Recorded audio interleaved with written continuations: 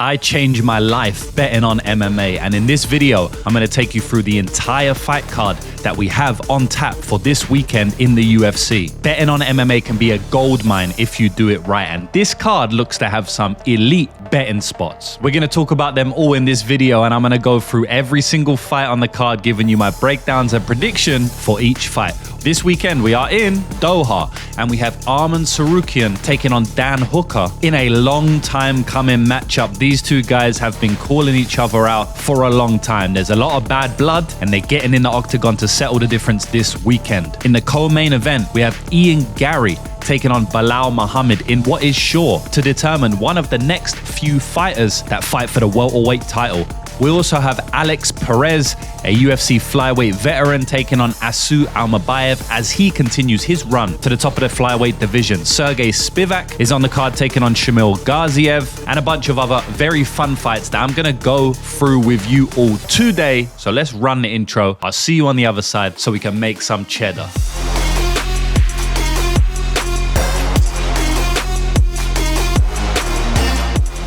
So welcome back to another edition of the show, boys, and as always, my goal on this channel is to help you profit from the upcoming UFC card. As I said, MMA betting changed my life. I've earned millions of dollars betting on MMA specifically, not to mention all of the other sports that I bet on, but MMA is my forte for sure. About 6 years ago, I created this YouTube channel, transitioned into helping people make money, and I have helped thousands of people make a second and even full-time income from doing this thing, betting on the best sport in the world. It feels like a dream at times, but it isn't a dream, it's real life. And I'm going to try and do the same in this video, boys. I'm going to try and break down the entire fight card and give you my predictions and thoughts on every single fight on the card. First thing I want you to do is like this video and subscribe to the channel. Click the subscribe button if you haven't already, because then you'll get notified as soon as I put a video up and you can get the early lines. It's been a crazy year betting on MMA in 2025. I've made the most profits I've ever made, and we're not slowing down yet. The year is not over. So let's start with the main event of the evening, which is Dan Hooker versus Arman Tsarukyan. So Dan Hooker, big MMA record of 24 wins, 12 losses. Arman Tsarukyan, on the other hand, 22 wins, 3 losses. Currently, they have Arman Tsarukyan a big minus 405 favorite, with the underdog price tag on Dan Hooker coming back at plus 305. So look, first things first, I always look at the lines. Sometimes I do my tape study, or most of the time I do my tape study before the lines. But as an MMA gambler, I always look at the lines, right? I don't really care who's going to win. I care where there's value on the line. That's a difference between a professional sports bettor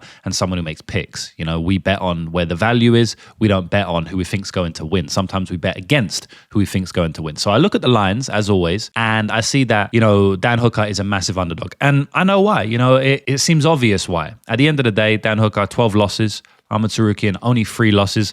Arman Tsarukyan, very good fights with high-level opponents, close fights with high-level opponents, such as Makhachev, Mateusz Gamrot. Dan Hooker obviously holds a win over Gamrot. But you can see on tape, Arman Tsarukyan's skill set is very high level. Knocked out Beneil Dariush in round 1, has wins over Joao Alvarez and Charles Oliveira. So very elite record from Arman Tsarukyan. He's building that record as he moves up the division. He literally almost fought for a title not long ago. He was supposed to fight Islam. He pulled out the day before the fight, I believe it was, from a back injury. And it's no wonder he's a big favorite, because we're dealing with the guy who, basically just got a title shot pulled from him because he pulled his back. You look into Dan Hooker's career, and to be honest, most of the time this guy has struggled in the octagon, it has been with grappling. We go back to that Islam Makhachev fight. He got finished in round 1 and it was purely grappling. You go back to the Mateusz Gamrot fight, which was a very, very close fight. It was a split decision win for him. A lot of people scored it for Gamrot. It was the grappling that troubled him in that fight. He did get dropped in round 1, to be honest. It was a very much a flash knockdown. It wasn't like a brutal knockdown or anything, but he did get dropped. But outside of that, it was basically the grappling that he struggled with in that fight. Now, of course, this guy's fought the best of the best, right? So he has been beaten on the feet as well. Dustin Poirier beat him predominantly on the feet, but it was a very close fight. Of course, Michael Chandler did knock him out early. Arnold Allen did do it. Yes, he's not only lost on the ground, but if you look at his career, when he struggles for the most part, it is on the ground. His first 3 losses in the UFC way back when, against Jason Knight, against Yair Rodriguez even, he was taken down multiple times and controlled for a long time in those first 3 fights. Dan Hooker comes out of the City kickboxing camp. These guys are high-level strikers.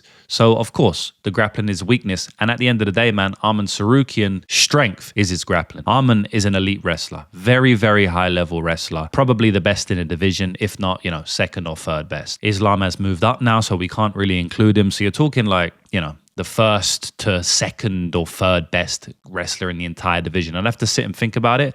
Off the top of my head now, though, he is the best, and by a good margin. One of the big things for me in this fight, boys, is that Dan Hooker is 35 and in a couple of months he turns 36, while Arman Tsarukyan is 29 and in his prime. I know Dan is fully ready for this fight. You know, he believes he can win wholeheartedly. I was actually with him about a week or two before the Arman fight got announced. And he was talking about how he wants the Arman fight, how he knows he can win, how he knows that he can beat him on damage, how he knows he can knock him out. I didn't see anything to tell me that he wasn't believing what he was talking about or he had doubts or anything. Dan's going into that fight very, very confident, right? But at the end of the day, Father Time does wait for no man, and he is 35 and Arman is 29, you know, so there's a bit of a difference there in terms of who's in that athletic prime. On top of that, Dan Hooker just had a very, very bad hand injury. He was supposed to fight Justin Gaethje back in March, but the hand injury pulled him out. He actually ended up having surgery on the hand as well. He's had a lot of surgeries in his career. He's had a lot of injuries in his career.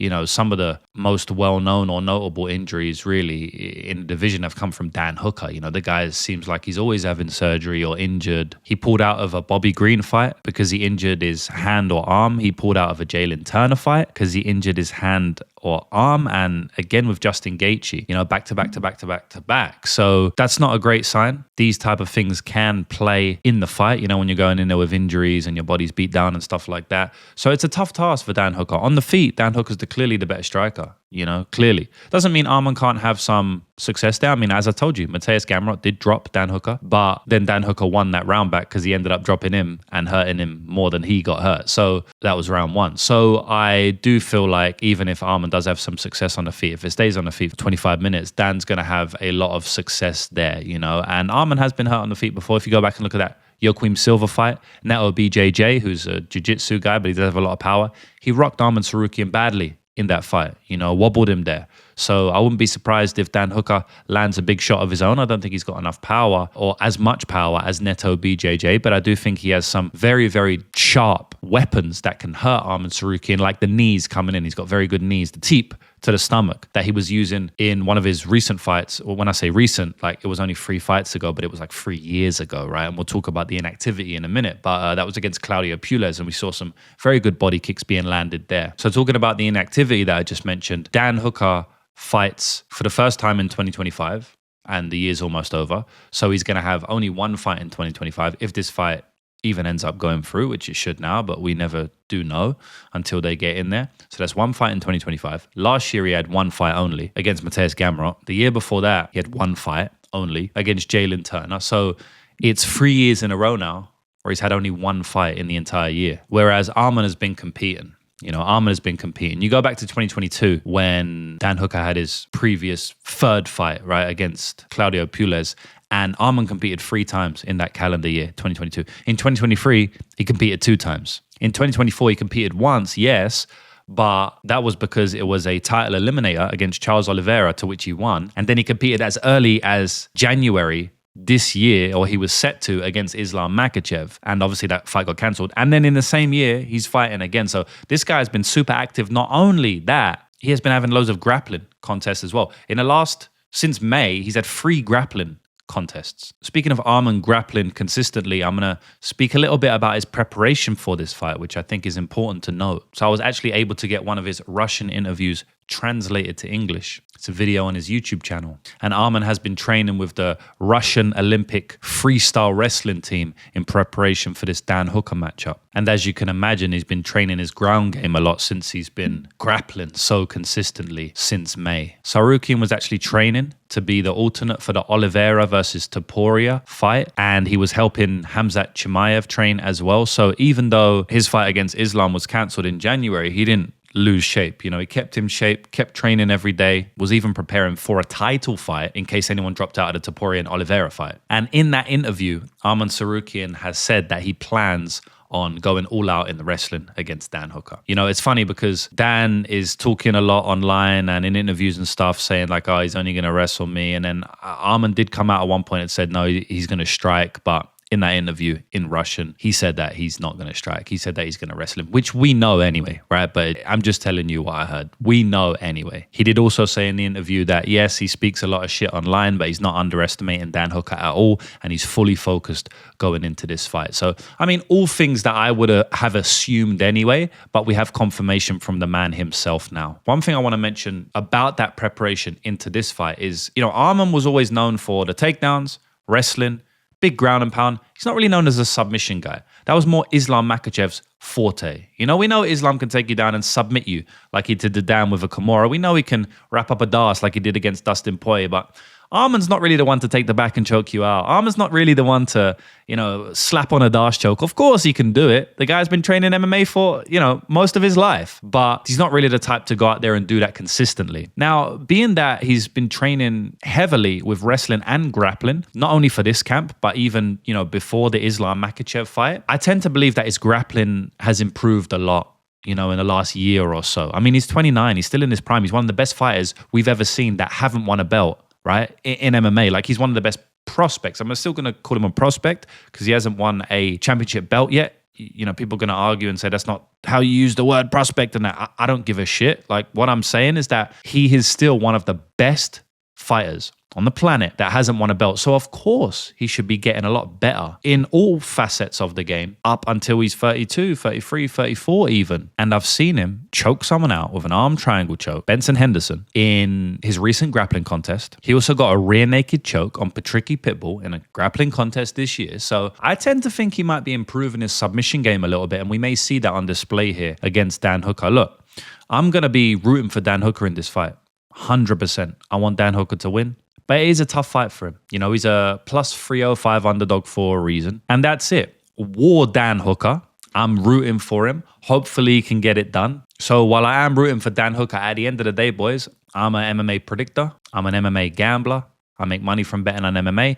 And I'm not going to come in front of the camera and completely lie. I'm the same person on camera for the most part as I am off camera. I do think Arman Tsarukyan's going to win this matchup. That would be my pick, gun to my head. I think that the submission prop could be live as well. But I am rooting for Dan Hooker. I hope he wins. He can do it. Of course he can. He's a very dangerous striker.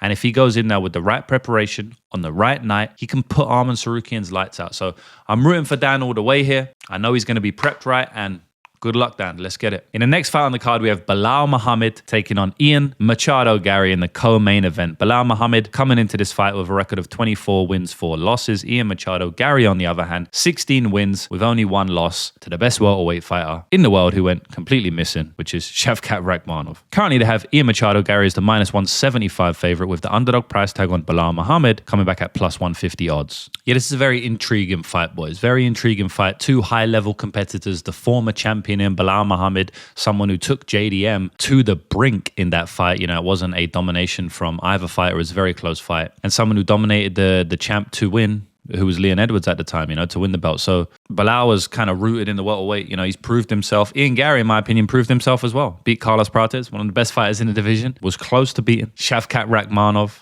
In round 5, I watched that fight literally today. And in round 5, he had a rear naked choke on. It's not like it was super close or anything. At the end of the day, took his back, took Shavkat's back, locked in a rear naked choke that was over the chin. So, on another day, maybe a few things would have changed. Maybe Shavkat turns his face a couple of inches to the left because Garry fakes a choke on one side or whatever, and then he's able to get it under the chin and put Shavkat out. At the end of the day, if you have someone's back and you have, their fight in hands, on another day, that choke could have happened. You know what I mean? At this level, that choke could have happened. On top of that, he clearly won 2 rounds of that fight, in my opinion. And it's not unarguable that he won 3 rounds of the fight. Like, I did score it for Shavkat, 3-2. It was an extremely close fight, man. I mean, round 1, nothing really happened at all. If Garry would have landed 1 or 2 more shots, he would have won the round. He would have literally beat Shavkat Rakhmonov, who, in my opinion, would have been a better win than Belal Muhammad, who he's facing this weekend, right? So, in my opinion, both of them have proved themselves to be the top of the division.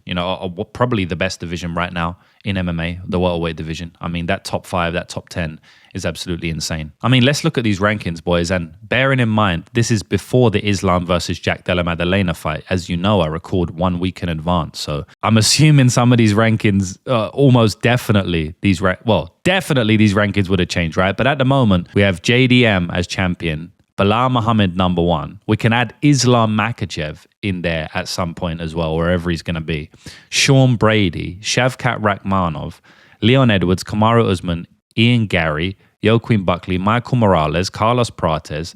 I mean, that top 10 is absolutely insane, guys, you know? And Belal and Ian have proven themselves to be at the top of the top. So 2 of the best fighters on the planet fighting off against each other. And it's just really going to come down to if Belal Muhammad can get his wrestling going. If he can't get his wrestling going, Ian's going to chew him up on the feet, man. Way better distance control, way better range management, way better understanding of striking mechanics, way better kicks, probably better punches, better elbows. Like, Belal has good boxing, but at the end of the day, man, even in a boxing contest, Ian Garry probably just beats him on footwork and skill and understanding of range and all of that type of stuff. The boxing would be the closest part of the striking for sure, but yeah, Garry just clears him everywhere, to be honest. Knees up the middle, kicks to the body. Leg kicks are going to be massive in this fight.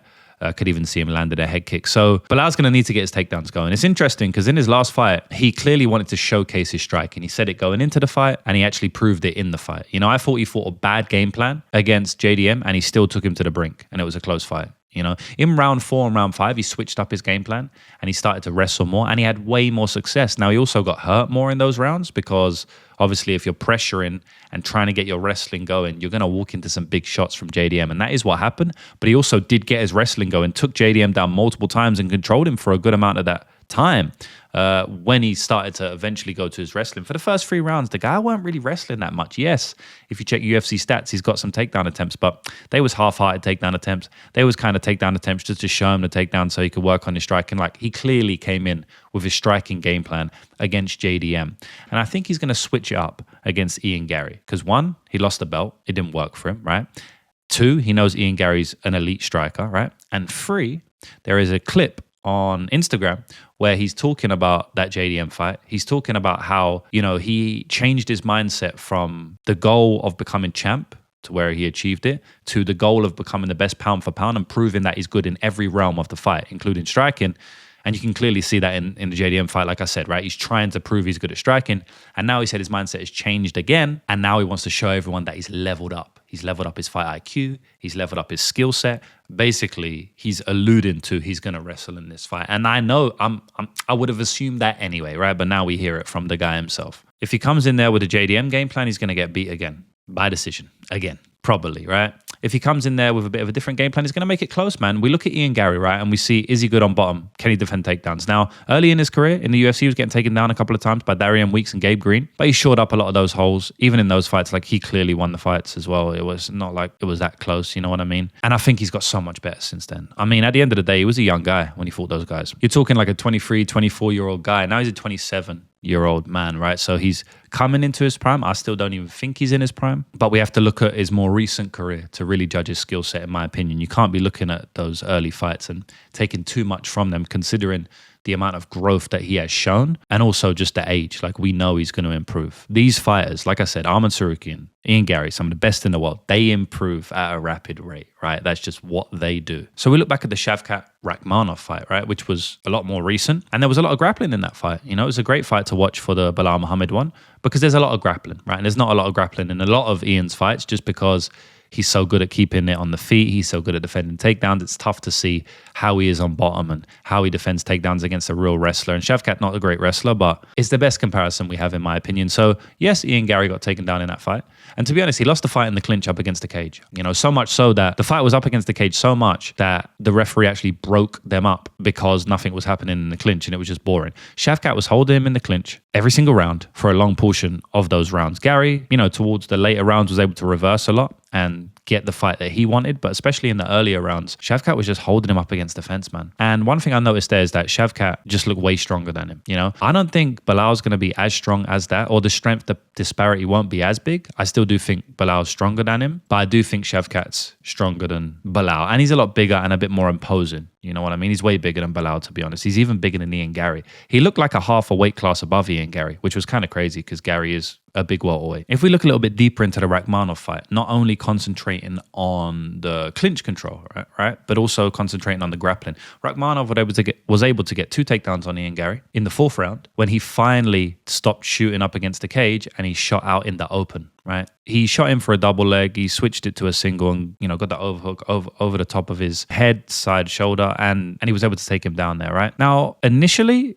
Ian Garry wrapped up the body triangle from bottom, and I was like, that's not necessarily a good thing to do because you really want to get back up to the feet, otherwise you're going to clearly lose the round. Shavkat then tried to advance position. Shavkat is very aggressive on top, and so much so that at times, depending on who he's fighting, he can lose position because he is very aggressive and he can be submission or attack over position. And we saw that in that fight, right? Like Shavkat tries to pass guard and Ian Garry basically uses that to get back up to his feet. Shavkat takes his back and Ian Garry shucks him off in the scramble. So I was quite impressed with the way Ian Garry was able to out-scramble Rakhmonov to some degree. He ended up on top. Obviously, Rakhmonov, elite grappler, was able to get back up to his feet. He then shot in again, and Ian Garry pulled guillotine in this one. That's not a great look. I don't want him pulling guillotine there. We saw what happened when JDM pulled guillotine against Belal Muhammad. It didn't go well for him. He ended up on his back.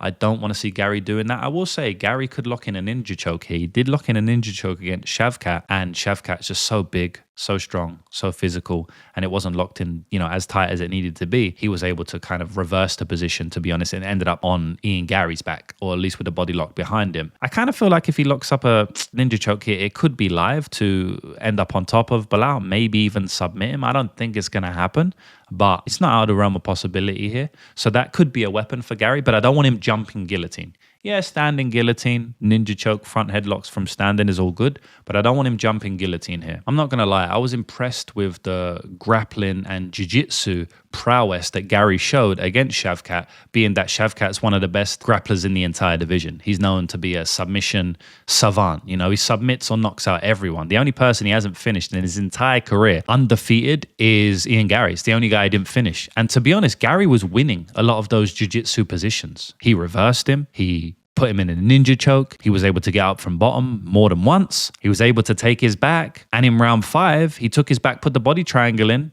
and was fishing for a rear naked choke, locking in rear naked choke attempts. Now, none of them was extremely close, but, he was dominating the position on Shavkat Rakhmonov there. He did eventually get reversed, but then he got back up to his feet and kind of, half won the end of the last 10 seconds anyway. But I was impressed with Garry's grappling in that fight. I don't think Belal Muhammad poses the same threat on top as Shavkat, but I do think he poses a much harder wrestling threat. I'm going to go with Ian Garry in this fight, right? It's a good fight, but at the end of the day, something I didn't mention as well is that I kind of half mentioned it. Garry's 27, right? But Belal's 37. So that's a 10-year age gap in this fight. I mean, that's big. You know what I mean? That's big. And at the end of the day, man, Garry has not tasted the belt yet. He knows he can win the belt since he almost beat Shavkat, which we've gone in depth about. So he's coming into this fight with hella confidence and also a true belief he's going to be champion soon. Whereas Belal, he's kind of been there, done it. He lost his belt against JDM. He looked good, so I feel like he's going to come in with good confidence. But at the end of the day, man, Father Time beats everybody.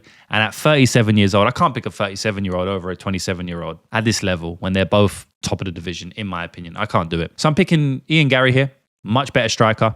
Way younger, way more in his prime, improving way more. Maybe even the better BJJ player. The only thing I give Belal Muhammad, I don't even give him a cardio edge. He's great. He got great cardio, but I think Garry has great cardio as well. The only thing I would literally give Belal is a better wrestler. And maybe like some, I definitely think he can have some good success in the boxing, but I don't think he's going to win the striking, so it won't really matter as much, if you know what I mean. Like overall, he's going to get outskilled on the feet, so...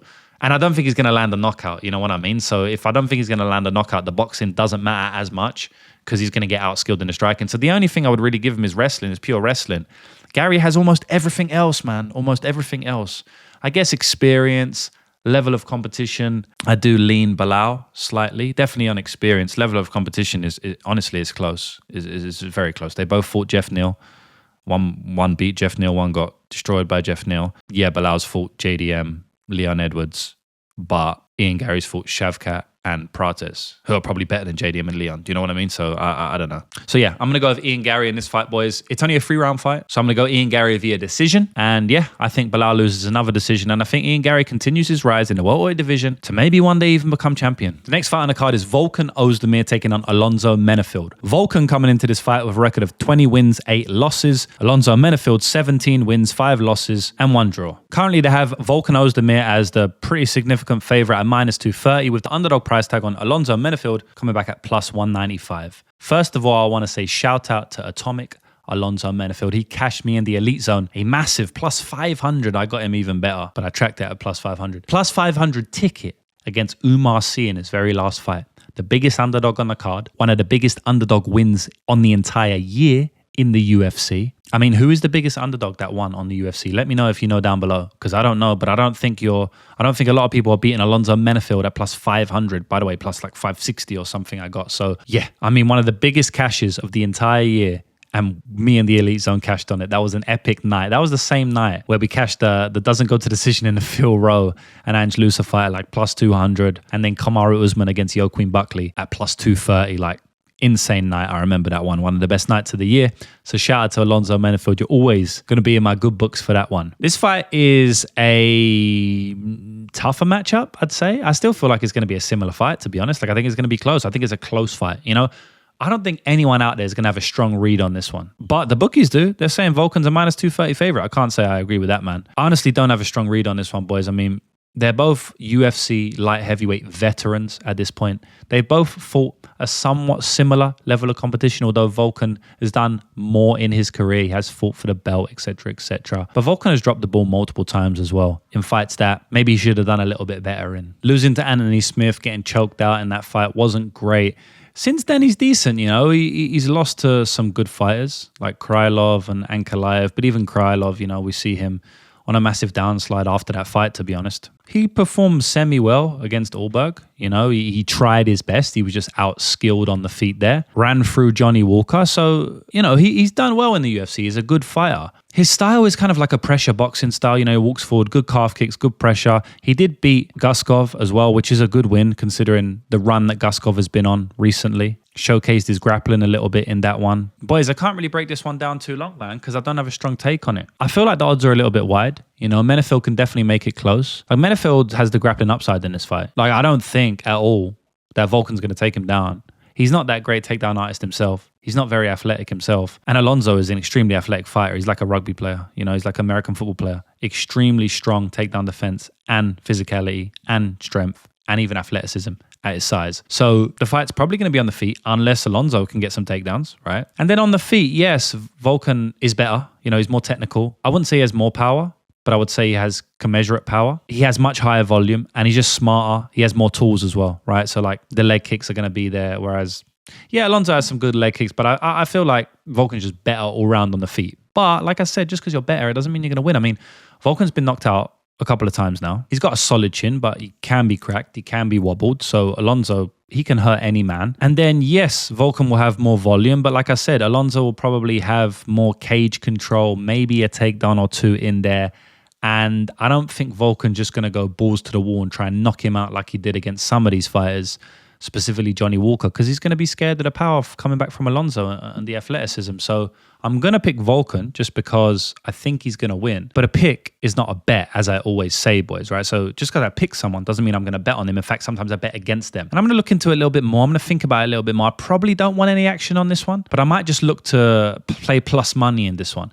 If I can get plus 200 or better on Alonzo, it might be worth a little bit of a shot. You know, it's tough to see an outright clean path to victory for him, but it's kind of tough to see an outright clean path to victory for Volkan either. I mean, I guess he could land a knockout. He definitely could. I just think it's going to be kind of a close back and forth fight, to be honest. A bit ugly. I don't think it's going to be a very exciting fight, even though it's light heavyweight. I think it could go over as well. You know, we're probably going to get a good price, maybe plus money on the over, which could be an angle, which will be obviously contrary to popular belief. I think it'll probably be a controversial pick. Most people will be picking under. But yeah, that's it really, boys. Not a strong take. Sorry about that. But I will pick Volkan Oezdemir. I'll pick him via decision. I'll say he just does a little bit more than Alonzo on the feet. The next fight on the card, we have Jack Hermansson taking on Myktybek Orolbai. Jack Hermansson veteran MMA record of 24 wins, 9 losses. Myktybek, Orolbai, on the other hand, 14 wins, 2 losses, and 1 draw. Currently, they have Myktybek, Orolbai as the minus 190 favorite with the underdog price tag on Jack Hermansson coming back at plus 165. So first things first, boys, I have to let you know that this is a 170-pound fight.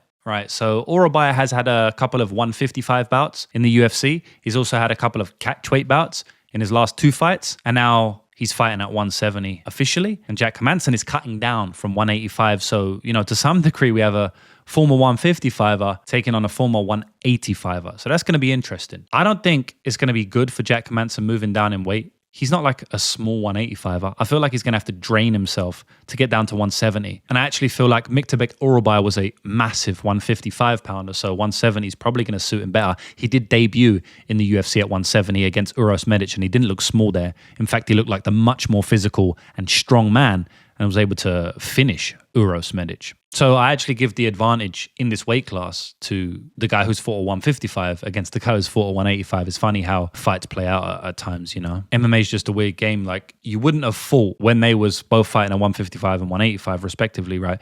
You wouldn't have thought that Orolbai would beat Jack Hermansson just because, straight away you're like, oh, that's a 40-pound weight difference or 30-pound weight difference, whatever. Yeah, it's going to be too much. But, if you actually sit down and break it down, if they fight at their natural weights or if they fight at 170, yeah, I'm actually picking Orolbai in this one. I just think it's going to be a better matchup for him at least. Now, Jack poses some threats, of course. He's going to be a big guy. He's going to be a strong guy, at least in round 1. I don't know if his cardio is going to hold up in a lower weight class, but he will be big and strong. He's been ragdolled before, but it's very, very hard to find footage of him facing takedowns in the UFC. Funnily enough, he got taken down by Kelvin Gastelum. He tried to take Kelvin Gastelum down, and Kelvin Gastelum actually reversed him, threw him. He was able to submit Kelvin Gastelum off his back with a heel hook after that, but he did get taken down there. And you have to go and watch Jack Hermansson's fight with Khamzat Chimaev, or his grappling, his wrestling contest. And we see Khamzat Chimaev ragdoll him, take him down like 8 times or something like that. And then Khamzat did gas out and he couldn't take him down for the rest of the fight, but that's kind of what Khamzat does, right? So I've seen him be ragdolled before. I don't think Orolbai is as strong or as big or as physical at all as Khamzat Chimaev, but I do feel like he will be able to take Jack Hermansson down here. Even though there's not a lot of footage of that happening, I'm predicting him to do that. Now, do I think he's going to do it as much as Khamzat? No. Do I think he's going to be as dominant as Khamzat? No. Do I think he's even going to get a takedown on his first couple attempts? Probably no. But I do think as the fight goes on, he's probably going to be able to get a couple. Conversely, I don't think Hermansson's really going to have that much success taking Orolbai down, and probably even less success holding him down. I mean, Hermansson isn't a great wrestler. He's just very smart when he shoots. He disguises his shots well, and he knows what he wants to do. He goes in there with a wrestling game plan. He knows where he's good, so he ends up getting a lot of these fighters down after establishing some striking on the feet. Now, since they're both primarily grapplers, we could see this fight play out on the feet. It happens a lot of times, guys, where 2 wrestlers or 2 jiu-jitsu fighters fight and then they just strike, And if that happens, I have to favor Orolbai here. 1, he hits harder, even though he's a lot lighter or was fighting in a lighter weight class, in my opinion. 2, he's way more durable. I don't really trust Jack's chin at this point in time, especially coming off a brutal KO like he did in his last fight against Robocop Rodriguez. I trust it even less. And I mean, just that alone, having way more power or having more power and a better chin can win you a lot of fights on the feet, even if you're a less technical striker. I actually feel like he's a better technical striker as well, especially with the boxing. Now, kicks is a little bit different. Jack's got some good kicks and some good footwork. I won't lie. He's a little bit more pretty with the kicks and with the footwork, but Orolbai is a much better striker overall. I think he feints better. He sets up his shot well. Like, Jack Hermansson's not really going to throw the same style of jab 2 or 3 times to judge your reaction, and then on the third one, change the jab into a lead hook and then catch you. Whereas Myktybek Orolbai will actually do that. I don't think Jack's on that level of striking acumen. Doesn't mean he can't have success with the kicks and stuff. As I said, he's a better kicker, but I still think like Orolbai in general has a higher striking IQ, and he's a better boxer, and he has more power, like I said. So I trust Orolbai on the feet. He actually feints well. He fakes well. He was landing some big uppercuts, some big feints, some big jabs against Mateusz Rebecki. And I think if these guys are stuck on the feet for a long time, it doesn't even have to be the full 15-minute distance, I think that Orolbai is probably going to catch him and knock him out, man. If he doesn't knock him out, he's probably going to drop him, and then he can jump on top position. And if he doesn't knock him out or even drop him, he's probably still going to land big shots that will dissuade Jack from engaging, and then he's probably going to lose on optics. I also believe, like I said, that if he gets on top, he can start to go to work and do some damage there. So I'm going to take Myktybek Orolbai for this one. There's still an X factor which is Jack moving down to 170. What if he looks great at 170? What if he cuts the weight well? What if now he's a massive man and Myktybek can't take him down and he's still able to, use his striking and footwork and kicks to stay on the outside? I don't think Myktybek's going to give him enough space for Jack to be able to do that. But it is still an X factor with the weight class. It is still a possibility, right? And if Jack gets on top, he can go to work on a lot of people. Man, we saw what he did to Joe Pyfer in the later rounds. Joe was gassed out, but I don't think it's easy to still dominate Pyfer from top position like he did. I mean, he didn't do too much, but to be honest, at times he was kind of putting on Pyfer in that 4th and 5th round. So yeah, I do feel like Jack has some semblance of a path to victory here. But my prediction is going to be Myktybek Orolbai semi-confidently. The next fight on the card is Serghei Spivac taking on Shamil Gaziev. Serghei Spivac coming into this fight, 17-6 record. Shamil Gaziev, on the other hand, very pretty record, 14 wins, only 1 loss. Currently, Shamil Gaziev is the -180 favorite with the underdog price tag on Serghei Spivac coming back at +155 odds. So first thing I noticed on social media here is that Serghei Spivac has changed gyms. I believe he was at Extreme earlier and now he's moving to Freestyle MMA, which is a gym still in Las Vegas. He's also teaching the Tuesday and Thursday 5:40 p.m. gi class there. So if you're in Vegas and you want to learn off Serghei Spivac in the gi, you can do so. I'm not 100% sure why he moved camps, but he did it. Obviously, he's going to get a lot worse training partners, at least, or a lot worse sparring session at Freestyle than he was at Extreme Couture. I noticed that Ian Kutalaba also moved, I believe, from Extreme to Freestyle MMA, and they're both from the same country, so maybe there's some reasoning behind the move in that. This is an interesting fight because I feel like Serghei Spivac has the skill set needed to defeat Shamil Gaziev. And what I mean by that is he's got the takedowns, he's got the judo, he has the trips, and he has the jiu-jitsu to finish Gaziev. I mean, if we go back and look at Gaziev's fight against Greg Velasco on Dana White's Contender Series, which got him into the UFC, it's a very hilarious fight because he knocks him down within 10 seconds and then within 15 seconds, like 5 seconds after the knockdown, he has his back taken, right? And the guy's going for a rear naked choke here. He's able to reverse position and actually, eventually, he rear naked chokes Greg Velasco. But you see in that fight, he just doesn't have the jiu-jitsu skills. He's looking a little bit lost. He doesn't look that good in the jiu-jitsu. He gets the submission, but you can tell that he's not a high-level BJJ fighter, whereas I believe Serghei Spivac is. Even if we go back to the regional scene and see his fight, which he won via split decision against Kirill Kornilov, he won that fight via grappling, but he also got reversed with Kimuras, and he got threatened with Kimuras more than once, and he didn't look that good defending those Kimuras, right? I don't know how that was a split decision, by the way. That was a terrible, terrible decision. He clearly won it, but we see the lack of jiu-jitsu to some degree, even in that fight where he won it with his grappling, right? I don't think he looked that good. Even in his last fight against Thomas Peterson, he got taken down in that fight, very easily as well. Thomas Peterson only attempted 1 takedown and he got him down with ease, and now obviously Gaziev was able to get back up to his feet instantly. He basically just turned, gave his back and got back up to his feet. The issue at heavyweight is that you kind of can give your back up because you're just too big to get your back taken. And this is a consistent thing that happens in heavyweight MMA. You can kind of risk giving your back up because you're just too big and the opponent's legs are not long enough to take your back. That's why when you get a Jolton Almeida who's really tall, long legs, he can take your back. It's kind of like a foreign concept to a lot of these UFC heavyweights, which is kind of crazy. But you have a free pass to give your back a lot of the time. Even in that Greg Velasco fight, which I mentioned, Greg tried to take Shamil Gaziev's back, but he couldn't put the body triangle in because his legs were too short and Gaziev was too big. And this is a thing that happens in heavyweight MMA a lot. So while I do believe that Spivac has more of a chance to take his back, it's still not an easy thing to take someone like Shamil Gaziev back because he's a massive guy. He's 6'4".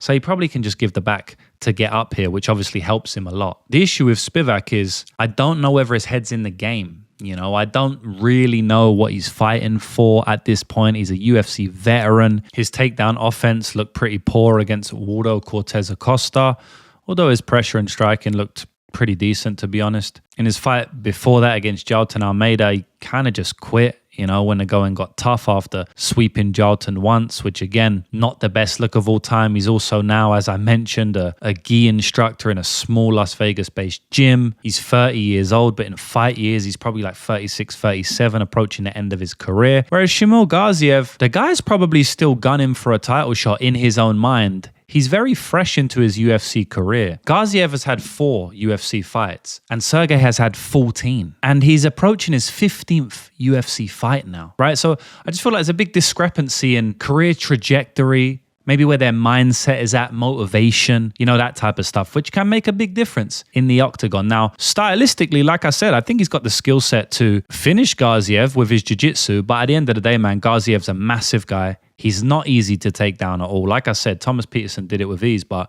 he got straight back up to his feet. So he's not easy to take down. He's not easy to control. And on the feet, it's one-way traffic. I mean, Gaziev is so much a better striker than Serghei Spivac. And it's not only that he's a better striker, right? Because being a better, more technical, more put-together striker is one thing. But being the more effective striker is a completely different thing, as I said. Francis Ngannou knocked out every better striker than him, right? Basically, for the most part, right? So whatever, who cares who's the better striker? Gaziev is the way more effective striker. He hits way harder and he's way more durable on the feet. And that's probably going to be the tail of the fight, to be honest. I think Serghei, on his day, can get the job done, but I don't think he will. I think Gaziev's probably going to finish him, to be honest, man. He just hits way too hard. And he can even take Serghei down himself just with that raw power. And he can dominate him from top position as well, because I don't think Serghei does very well when the going gets tough. He kind of maybe looks for the door, or he just gives me some weird, untrustworthy vibes at times in the octagon. Whereas Gaziev doesn't, I've never really seen too much quitting Gaziev outside of that Jairzinho Rosenstrike fight where it was his first main event. He kind of got rushed into that fight. It was a long fight. He gets tired after round 1 on the best of days, and now he has to go 5 rounds. It maybe wasn't the easiest fight for him at the time. I feel like if they fight now, it might be a little bit of a different fight. He probably learned a lot from that. So I just trust him more here. I trust him more if he gets in a bad position to survive it.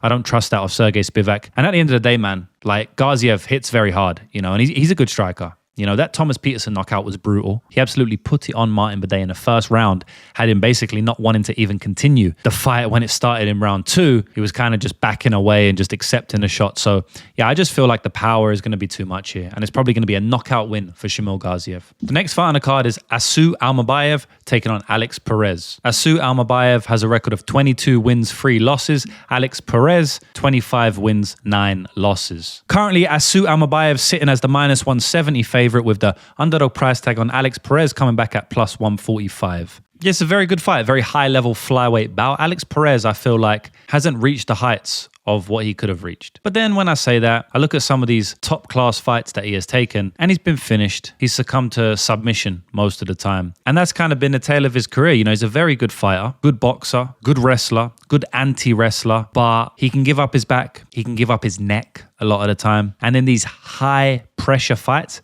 he often doesn't perform. He did knock out Matheus Nicolau in a fight where he was an underdog. So there was some high pressure in that regard. He wasn't expected to win. And even in the Muhammad Mokaev fight, to be honest, he gave Mokaev potentially his hardest fight in the entire UFC. And Mokaev's doing bits outside of the UFC now. He's brave champion. And I mean, there's an argument that Alex Perez won that fight. It was a close fight, very close fight. Same thing with Mokaev's fight against Manel Cape, but I'd say Cape and Perez clearly were the hardest fights for Muhammad Mokaev. So I guess, on occasion he has performed, but he drops the ball a lot, Alex Perez. He's lost 9 times, 9 losses. It's a considerable amount of times to lose, and he's been submitted 5 times. And out of those 9 losses, I think he got finished 6 times. He's also had a lot of injuries in his career. That's plagued his career. Not only injuries outside of the octagon, so he has to pull out of fights. The guy is a pull-out merchant, pulls out of a lot of fights. But also, he's been injured even in the octagon. In his last fight against Tatsuro Taira, he got a knee injury. And, you could say that it was just a act of Taira's grappling ability, and it was to some degree, but I also feel like it was a very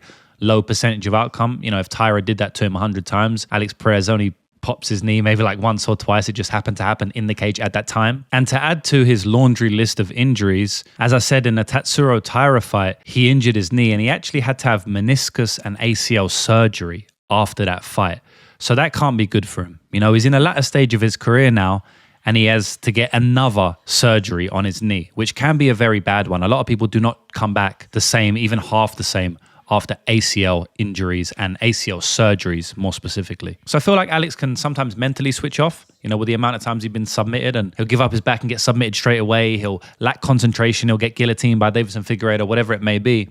But I also feel like his body can give up as well at times, Asu Almabayev, on the other hand, good fighter, great bounce back win in his last fight against Jose Ochoa. Me and the VIP, the Elite Zone, cashed on him big against Ochoa. I know a lot of people were on Jose Ochoa in that fight, but, we cashed on at Asu Almabayev, and to be honest, it looked kind of easy. There was some sweaty moments for sure. Ochoa was putting on him at times, but he just couldn't stop the takedowns, and that's what Asu does. He loves to take you down, grapple you, take your back, control you, and try to submit you. And I don't think he's going to do any different in this fight. There are fights where he doesn't shoot as many takedowns as maybe he should. The Matheus Nicolau fight was a little bit low volume at times. That first round was a very strange one. But in this fight, I feel like he goes back to his roots. I feel like he tries to take Alex Perez down. And to be honest, Alex is going to defend some of these takedowns, and he's going to make it close. And I think he can honestly win on the feet. Now, the striking is close. Asu will throw a lot of spinning kicks. Asu has some wild movement on the feet. He's actually decent on the feet himself. He does land some big shots. But I feel like Alex is a little bit more put together. Alex is basically a wrestle boxer with really good calf kicks. So he'll beat that calf up, pressure you. He believes in his chin, even though I'm not going to come out right and say he's got this rock chin or anything, but he believes in his chin. He pressures you. He walks forward into range and he lands big hooks. And it worked against Matheus Nicolau. Another fighter that me and the Elite Zone cashed big on was Alex Perez in his fight against Matheus Nicolau. He knocked him out there. And that is a comparative opponent for both guys. Where Perez knocked him out, it was a 50-50 fight with Nicolau and Asu Almabayev, to be honest. And it was like Nicolau's chin that let him down in both those fights, interestingly. I've noticed on social media that Asu Almabayev and his team are already in Qatar, already in Doha, which is obviously good. They're getting acclimatized. And something that I haven't mentioned yet, but I'll mention a little bit more as we go throughout the video together, is that it's always worth going to the fight destination ahead of time, early, so you get acclimatized, especially at these certain destinations that take more acclimatizing to, and Qatar is definitely one of those. So any fighters that I've got here early, I'm going to add a little bit more percent to their chance of winning. It's definitely a benefit coming in early. The way I see the fight playing out is, as I said, Asu's shooting for takedowns. I think Perez is going to be able to defend takedowns, but as the fight goes on, I do believe Asu will start to get to him with his takedowns in the mid to late rounds, round 2 and round 3. I think Alex Perez will have a good round 1, may even win it, loading up the calf kicks, maybe even rock Asu Almabayev. But I do feel like he's going to get taken down at some point, maybe give his back up in a scramble, and I could see Asu choking him out here. I really could. If he doesn't choke him out, it's going to be a very close fight, maybe a split decision type fight. I mean, we saw what happened in the Yakhyaev fight, right? That was extremely close, and it's a comparable opponent to Asu Almabayev. Asu kind of fights like Yakhyaev, right? I do think Yakhyaev's better, but it's a similar comparative style, right? So if you want a tape study for this one, I recommend watching that fight. There's a bunch of others you can watch as well. The Nicolau fights, you can see how they performed against the same fighter. But that's going to be my official prediction. I think Asu starts off pretty poorly. Maybe Perez is looking really good. And this is not like a hot take because this happens in a lot of Perez fights. But at some point, he gives up his back in a scramble, or he gives up his neck for a front choke in a scramble on a failed takedown from either Perez or Asu. Lack of concentration for Perez once again. And he gets finished once again. And he loses for the 10th time in his career. Outside of that, he could easily just lose via decision in a close fight. So yeah, it's not a confident pick because Asu's a favorite at this point in time, but I do think he gets the win over Perez. All right, lads, now I'm going to give you a chance to win 1 month free to the Elite Zone, which is my VIP, where I show you how to make money betting on MMA, and you can copy and paste the exact bets that I make every week to make real money in this game. So up here, I've got the Wheel of Fortune. Everybody who left a good comment on last week's video have been put into this week's Wheel of Fortune, and I'm going to spin it now and see who it lands on. By the way, if you leave a good comment on this week's video, you're going to be put into next week's draw. So let's go, boys. We'll spin it now.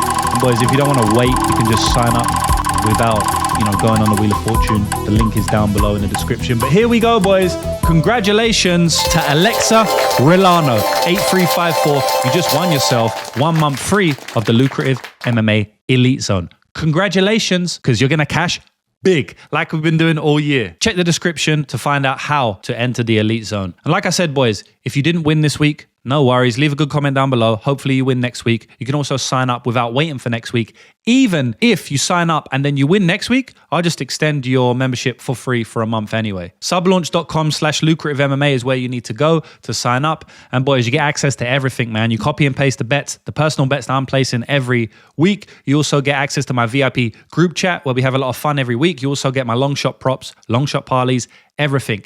And one more thing, boys, I'm going to give you something for free, something else, right? Now, I have 2 free parlays that I'm going to release in the next couple of days in my free Telegram channel. So all you need to do is go to the description. I'll leave the Telegram channel right there. It'll be in the comments as well. Join my free Telegram and I'm going to give you 2 free bets. I give out a bunch of stuff there. I give out free money that you can use to bet. I also do giveaways where I just give random followers money. I give free bets, loads of stuff that you don't see on my social media. It's completely for free, so you can join that down below. But like I said, if you really want to make money and get my bets, then you can sign up for the VIP. The next fight on the card, we have Luke Riley taking on Bogdan Grad.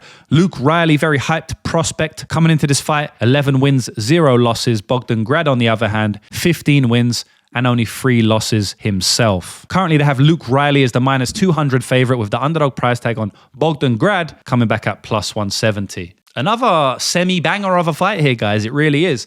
A lot of you guys might not know who Luke Riley is, but a lot of you guys are going to get to know who Luke Riley is after this weekend. Now, Luke Riley is a Paddy Pimblett associate. He trains out there with Paddy Pimblett in Liverpool. And if you didn't know, he was actually scheduled to be in a Dana White's Contender Series against Kevin Vallejos. You may have seen Kevin and Luke going back and forth on social media because Luke had to pull out of the fight with visa issues. That would have been a crazy fight, by the way. So he was already on the UFC's radar, right? Had to pull out of the fight, as I said. Got a fight in Cage Warriors, continued fighting in Cage Warriors, knocked out his last opponent, Abasov, and then cut a bit of an epic promo to the UFC brass right after his knockout win. I'm going to play it here so we can watch it together. UFC, don't leave it for the hanging.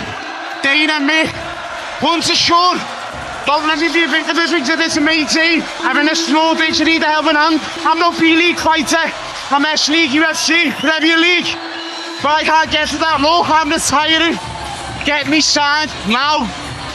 So as you can see there, pretty epic promo by Luke Riley shouting out to the UFC matchmakers saying, sign me. And that's exactly what they did. They signed him and now he makes his UFC debut. So he has got some hype on him on social media, was really supposed to be in the UFC already, but he doesn't have an easy fight this weekend. Bogdan Grad never makes it easy for anyone outside of Tom Nolan, right? He is a tough fighter, walks forward, gets hurt a lot, but very tough, pressures, takedowns, cage control, big power at times as well. Like Bogdan Grad is not an easy out for anyone. In this fight though, man, I see Luke Riley as the much better fighter. You know, the much better striker.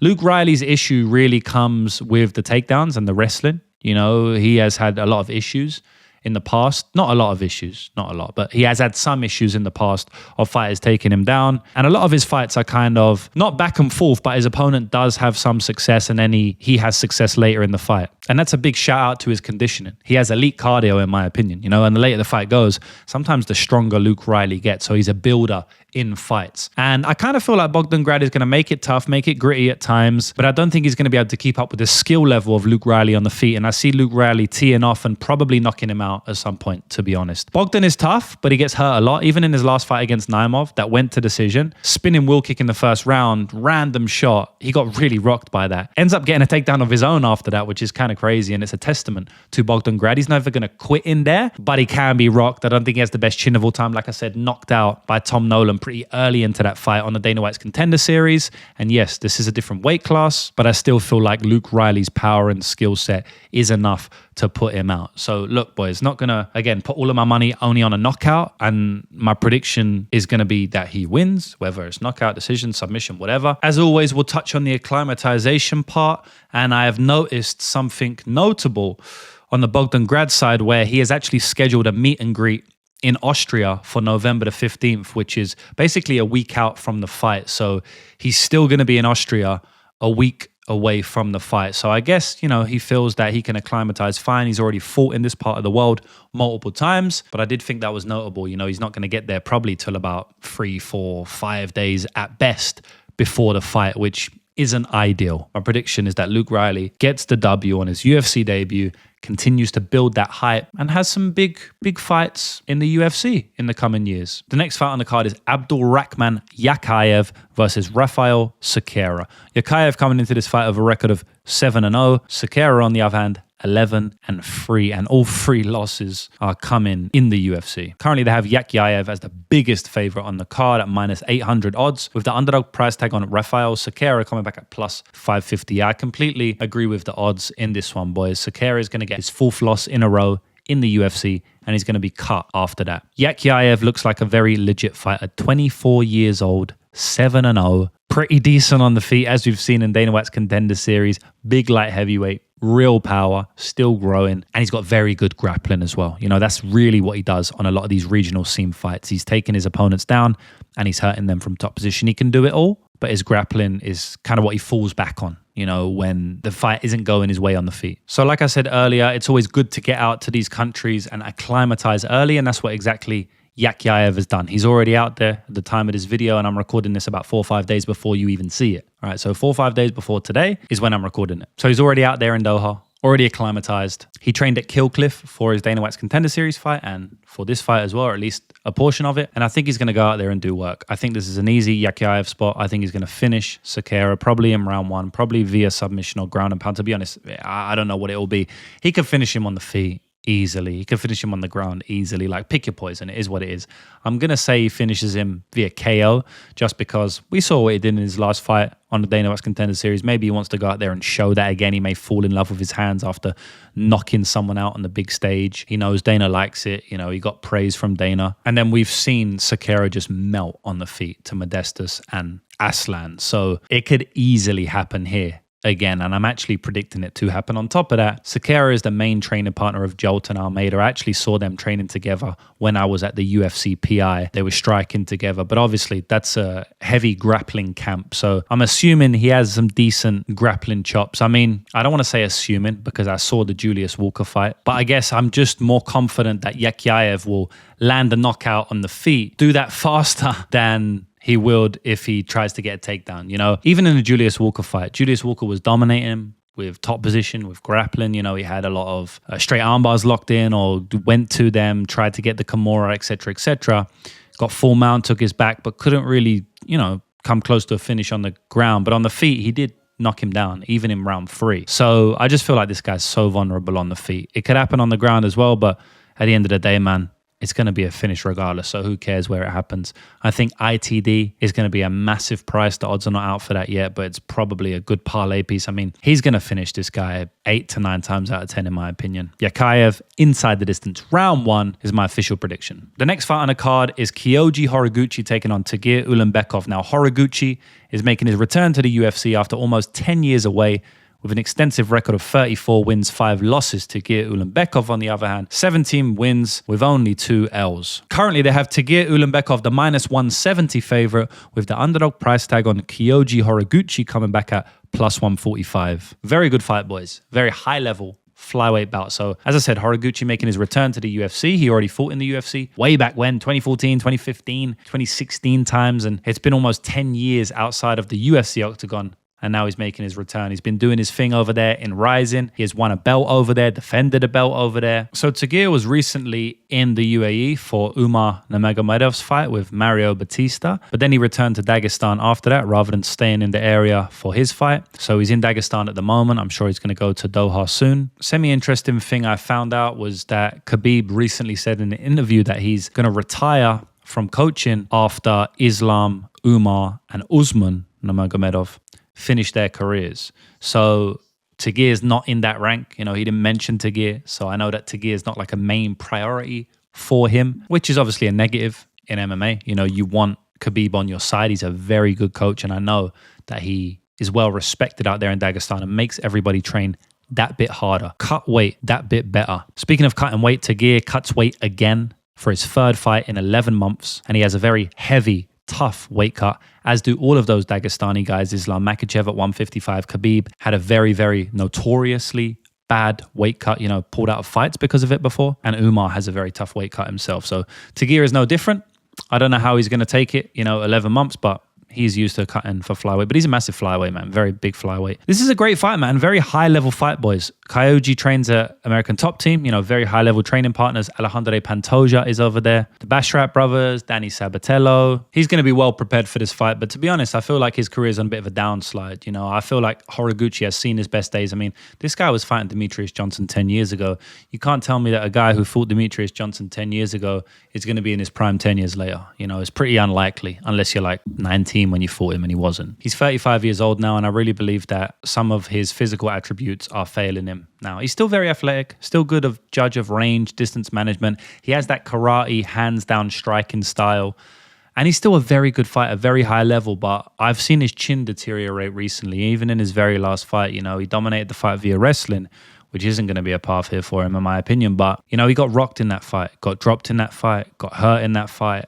Even though he dominated like 14 out of the 15 minutes, he still found himself getting cut wide open, dropped. Like, it wasn't a great look, in my opinion. You look at the Sergio Pettis fight, he's dominating for the whole time. Sorry, he wasn't cut in his last fight. He was cut in the Sergio Pettis fight, to correct myself. But yeah, you go to that Sergio Pettis fight, he's winning most of it. And then he gets slept with a brutal spinning back punch. Now, of course, you can sit there and be like, yeah, it's a spinning back punch. You can knock anyone out. But the way he got knocked out, turned off, completely unconscious, it wasn't a good look to me, boys. And then in his next fight, like I said, he's getting rocked and dropped and stuff.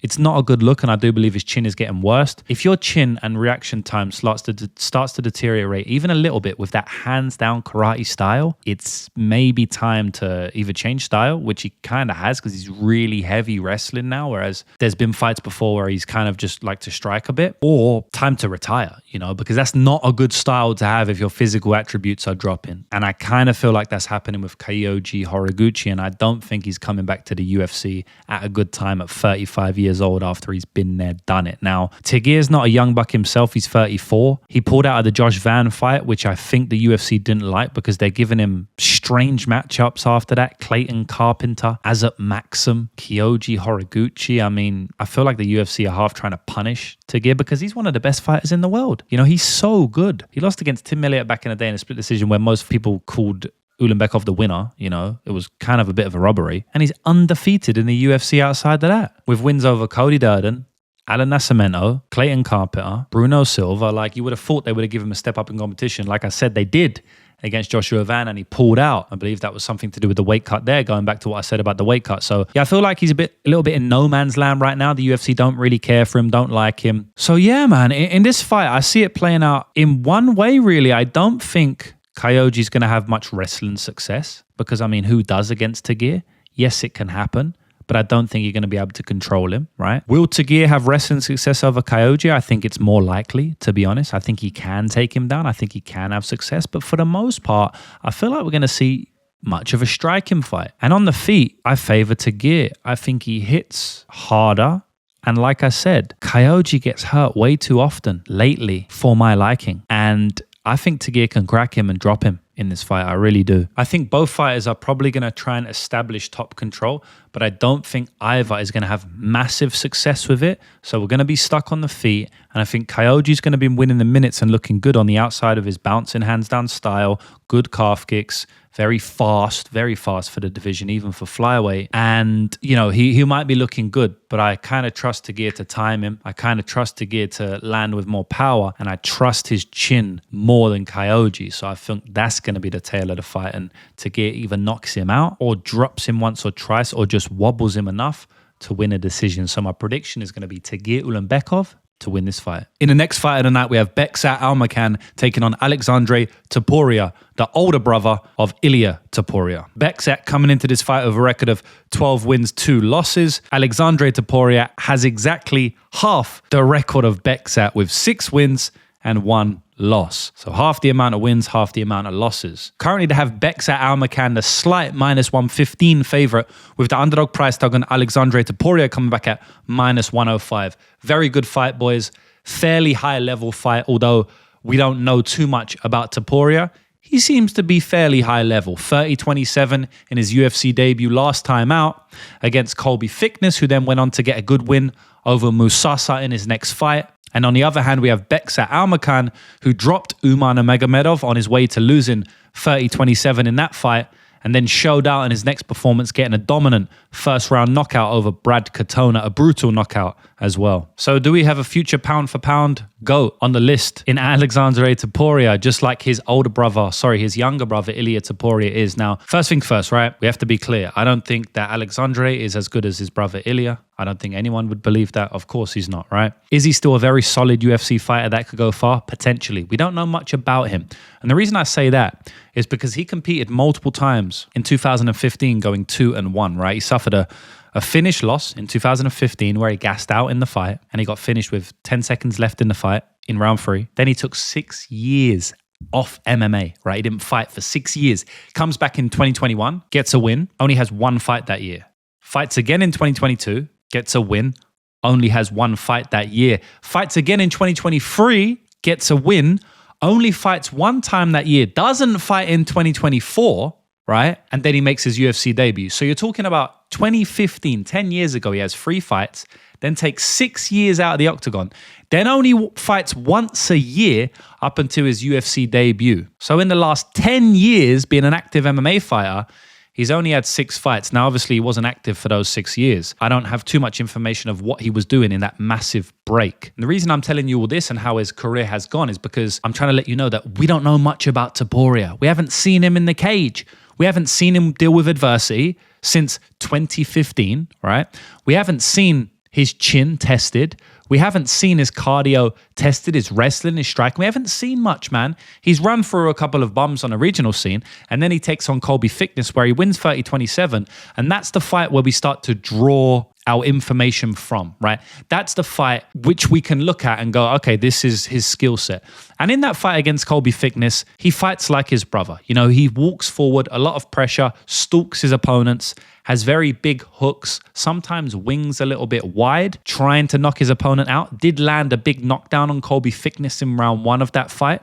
Does hit hard, goes to the body like his brother as well. Shot takedowns in that fight. I mean, in round 3, he out-grappled Colby Thickness, you know, which was pretty impressive. He literally showed his entire MMA skill set offensively in that fight. Defensively, he didn't show too much. Like, he got caught by Colby Thickness multiple times in that fight. You know, there was one point in the second round where I thought the tide might be turning a little bit, but then Topuria lands big shots and kind of just runs away with the fight. And then obviously in round 3, he shows his grappling, which was pretty impressive. But I still don't know much about him. I mean, that's one fight against a guy with a pulse. And outside of that, he hasn't shown much, like I said. So very interested to see this fight because he's going up against a bit of a killer here in Bekzat Almakhan. I truly believe that Bekzat is a very high-level fighter. He has proved it, in my opinion, whereas Topuria has not proved it to me yet. He might go out there and be the truth, but he hasn't necessarily proved it, right?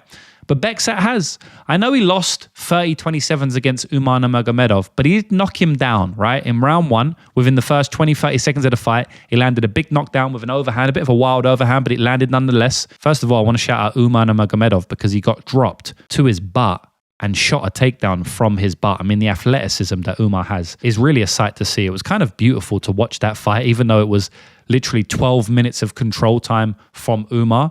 It was kind of beautiful to see his grappling in that fight. And I think you might watch that fight and go, oh, he's got bad grappling. Bekzat, right? You might say Bekzat has terrible grappling because of the way he got taken down.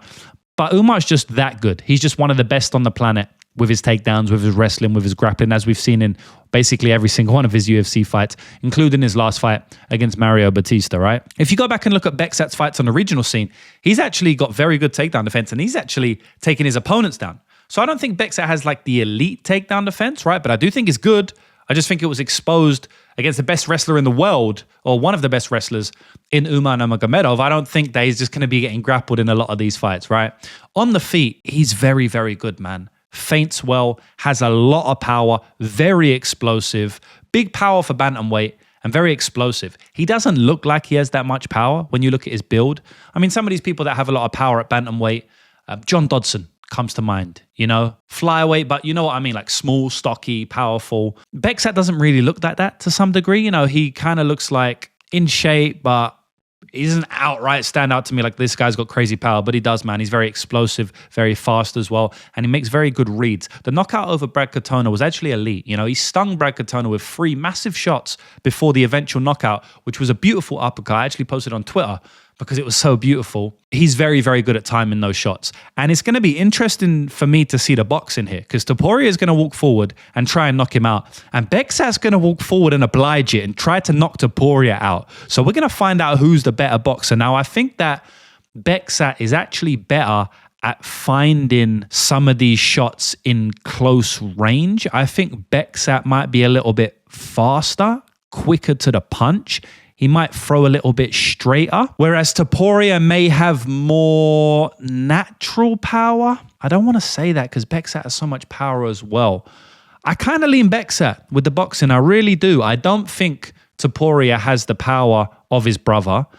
And I think Bekzat just throws a little bit tighter, a little bit faster, and he can probably match the power and explosivity, right? So that's my read on the striking, although it can be close. I think Topuria can knock most men out. At the end of the day, if he catches someone on the chin, he can still knock him out, right? Now, the grappling is where it gets interesting. Obviously, like I said, Bekzat, good grappler, good takedowns himself, but he has been taken down by Umar, has been dominated in that realm, has been taken down before. So I think Topuria could potentially expose him there. I mean, Topuria might just be an elite grappler. We don't really know. We know that his brother is elite, can be taken down himself, but we know that he's elite offensively. If Topuria just happens to be an elite wrestler and grappler, he might just take Bekzat down and control him. I don't think it's going to happen personally, but like I said, we don't know about Topuria, so maybe it will. Look, I'm going to predict Bekzat to win this one because I think on the feet, he can match Topuria's power. And I think he might find his shot slightly better in the center of the cage. Up against the cage, I feel like Topuria really excels there. He has very good combinations. But I think in the center of the cage, which was where most of the fight will play out, I don't think it's going to play out with Bekzat on the back foot running. That's just not his style. I think they're going to clash in the center of the octagon. And in that realm, I believe Bekzat to be a little bit cleaner striker, right? So I'm going to pick Bekzat on the feet there. And then in the grappling, yes, I give Topuria some advantage because he's usually the one, from what I've seen, shooting, taking his opponents down, whereas Bekzat does like to stand, but can take his opponents down as well. He's done it on original.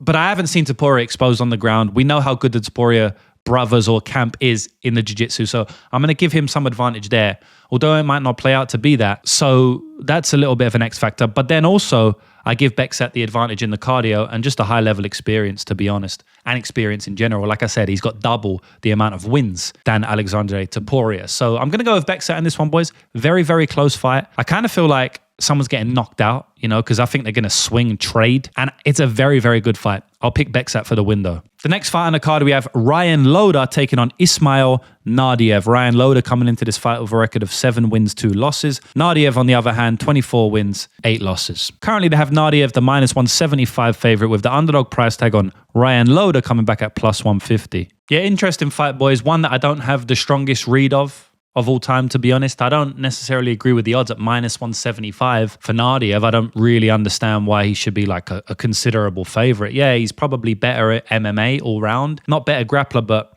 he's way more well-rounded, I should say that. You know, he's got the grappling, he's got the jiu-jitsu, he's got the cardio, he's got the striking. Pretty durable as well, but it's like I don't see anywhere where he fully excels over Ryan Loda with the stylistic matchup that Ryan brings. At the end of the day, Ryan's a wrestler, grappler, right? He's going to try and take you down. And we've seen time and time again, Naurdiev, where does he struggle? He struggles with takedowns. You know, even Sean Brady back in the day kicked him out of the UFC by taking him down multiple times in his very last fight. Years after that, Jun-Young Park exposed him with the takedowns and the top grappling. I mean, this guy is basically getting taken down in almost every single fight I've watched of him, you know? So I feel like Ryan can do it here. And if Ryan can do it here, he can expose him from top position again, like fighters have done. Now, he's pretty good at surviving. I felt like Jun-Young Park was going to finish him in that fight. That was a crazy fight. I'm kind of still surprised to this day, especially watching it back, how Jun-Young Park didn't get a finish. He was poked in the eye there and then kneed in the face very, very badly, illegally. 2 points were taken. Crazy that after that, he kind of gassed out and Jun-Young Park was dominating, but still wasn't able to get the finish. I feel like Loda might be able to do what Sean Brady couldn't do, what Jun-Young Park couldn't do, and get the finish on the top here. Now, outside of that, Naurdiev should piece him up on the feet. You know, I think Naurdiev will land the teeps. I think Naurdiev will land the jabs, the 1-2s. He could even get a takedown of his own. That's not impossible here. But I think it's a close fight, boys. I think it's a close fight. I think Naurdiev may be improving, you know, but I don't have any confidence on him at minus 175. I'm going to go with the underdog, Ryan Loder here, to get the job down at plus 150. Yeah, and that's really it. Ryan Loder gets the win as the underdog. And boys, remember what I said earlier. If you want to sign up for the VIP, it's down below. And if you want to get more free bets from me, completely for free, you can join my Telegram for free in the description and the comments down below as well. So let's get into the next fights. The next fight on the card, we have Saigid Yakhyaev versus Nicholas Dalby. Yakhyaev coming into this fight, very nice record, 22 wins, 2 losses. Nicholas Dalby, on the other hand, veteran record, 23 wins, 6 losses and 1 draw. Currently, they have Yakhyaev as a massive minus 360 favorite with the underdog price tag on Nicholas Dalby coming back at plus 295. Yeah, very interesting fight. I don't know whether I agree with gigantic odds on Yakhyaev at minus 360. I mean, Nicholas Dalby has proved to be a tough out for anybody in the division. Can the old boy, the UFC veteran, get one over on the up-and-coming fighter like he has done before against Gabriel Bonfim, for example? And we saw what he's gone to do after that fight, so that was an impressive win. It's aging pretty well as well. Yakhyaev is pretty powerful on the feet, good shots. He is a decent boxer, mainly a grappler, takes you down, dominates from top position, has been submitted himself. Carlston Harris was able to lock in a dash choke. I believe it was in round 2. Yakhyaev went for a armbar, and Carlston Harris pulled out of the armbar, straight slapped on a dash choke. He is a dash specialist though, so I'm not going to take too much away from Yakhyaev, but at the same time, it was like a 50-50 fight. He was kind of losing that fight anyway. I don't think that was like a crazy result, and it was a lucky win, to be honest. It was a very close fight. And I just don't know Saigid's level, really, because he hasn't proven it. He hasn't fought in the UFC before. This is his UFC debut, right, against a tough guy. And also on top of that, not only is this his UFC debut, but he's took a long time out of the octagon. 2022 was his last MMA fight. 3 years later, he's getting signed by the UFC. I don't really know what that's all about. Maybe I have to do a little bit more due diligence. But taking on Nicholas Dalby in your UFC debut is not an easy ask, man. It's a tough ask. I feel like early, he's probably going to be able to hurt Nicholas Dalby if he really tries to on the feet. I also think he's going to be able to take him down. You can have a good round 1 against Nicholas Dalby. It's not too tough to do that. Nicholas Dalby is a builder. He's a guy who gets better in the later rounds. So I wouldn't be surprised if Saigid was able to take him down, maybe dominate him from top position. I don't necessarily think he's going to get the finish, though. It's very hard to finish Nicholas Dalby. Renat Fakhretdinov was not able to do it. Gabriel Bonfim was not able to do it. Muslim Salikov was not able to do it. And these are all in the last few years. These are all in his last few fights. Yes, Randy Brown found a finish there, but I thought he would. We bet on Randy Brown via KO there. He hurt Randy Brown in that fight as well. It wasn't an easy fight for Brown. They just swang in the middle of the pocket, and Randy did land a knockout, but it was kind of a close fight up until then to some degree. Randy was landing big shots, but I think that's a harder stylistic matchup than this one. Really, because Saigid, I don't think he is as dangerous. And I'm actually going to pick Nicholas Dalby in this fight. Saigid hasn't proved it to me, right? And if you're minus 360 on your debut, like I said, boys, picks are not bets. A lot of times I'll bet against my picks, but I can't pick a minus 360 making their UFC debut against one of the toughest, most veteran fighters they've ever fought, when they really haven't fought that many good guys before, or at least proven guys at this level. And when they did fight the UFC fighter, they got finished in round 2 by Carlston Harris in a fight that was like 50-50 anyway. It's not like he was dominating and randomly got caught like Jeremiah Wells. So I don't know, man. I don't rate this guy like super high level. And I'm just going to pick the underdog, the massive underdog here, Nicholas Dalby. Yet again, another underdog pick. War Nicholas Dalby. The next fight on the card, and a very interesting fight. Nurullo Aliyev taking on Shakim Shamrock. Aliyev coming into this fight with a record of 10 wins, 0 losses. Shamrock, on the other hand, 12 wins, 1 loss, 1 draw. Currently, they have Nurullo Aliyev as a massive minus 350 favorite with the underdog price tag on Shamrock coming back at plus 285. Yeah, another one where I look at it and I'm like, I don't know whether I agree with the massive underdog price tag on Shamrock. I don't know whether I agree with this guy, Aliyev, being a minus 350 favorite. Is it just because he has EV on the end of his name? OV on the end of his name? Whatever? Like Nicholas Dalby's opponent we just spoke about. I mean, minus 350 means for the most part, you're going to dominate your opponent. And at the end of the day, man, I kind of feel like he might lose round one here. Shamrock, if you don't know who he is, you're about to get to know. He's making his UFC debut. Shamrock is from Liverpool. He trains at Next Gen with Paddy Pimblett, with Luke Riley, who's on this card we spoke about earlier. So those two would have been in camp together, would have been training for the same fight card together to make their UFC debuts together. So that's obviously, going to be a benefit for them. They're a similar weight class as well. Now, unlike Luke Riley, Shamrock is not a builder, right? He starts fast. He starts hard and he tries to get you out of there in round one. If he doesn't look as good in the later rounds, whereas Luke Riley actually looks better and better as the fight goes on, right? So two different styles here. Not only the different styles in terms of the cardio and the way they weaponize it, but also in the striking and grappling. I mean, Shamrock goes out there and tries to grapple you, right? Tries to take you down, dominate from top position, ground and pound, submissions, very fast with the transitions, very fast to take your back, very good with the takedowns and the grappling.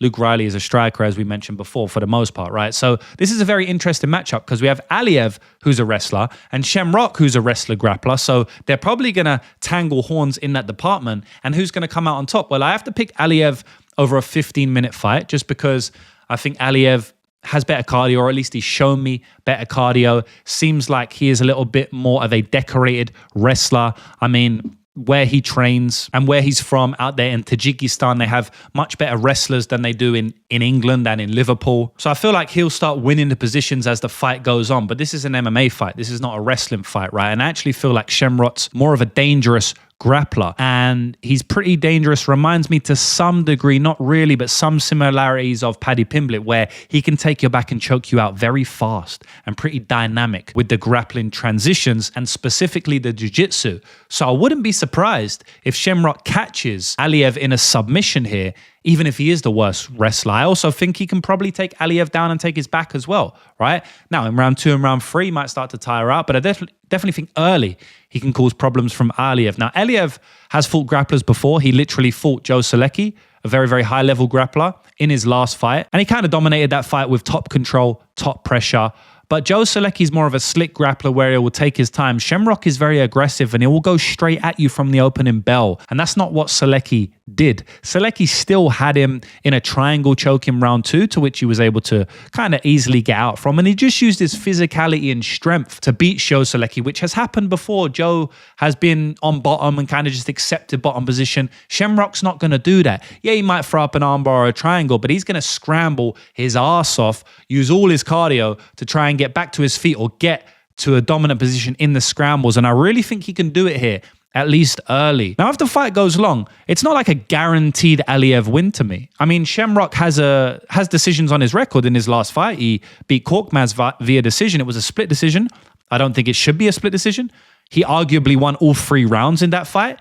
Now, it was a fairly close fight. It's like the minutes were close at times. So I kind of understand, maybe giving Korkmaz a round or something. But I did think he won that fight fairly cleanly. I didn't think split decision was fair, to be honest. But, he clearly isn't as good in the later rounds as he is in round 1. But I don't think he dies in round 2 and round 3. He's a tough guy. He's still going to push through. And he was landing some good shots in round 2 and round 3 on the feet and in the grappling of the fight that I saw, which went to a decision. So I don't think Yakhyaev, the thing about Yakhyaev, like, he's a good fighter, but he's not dangerous, man. I mean, he's going to a decision with guys who are not very good on the regional scene.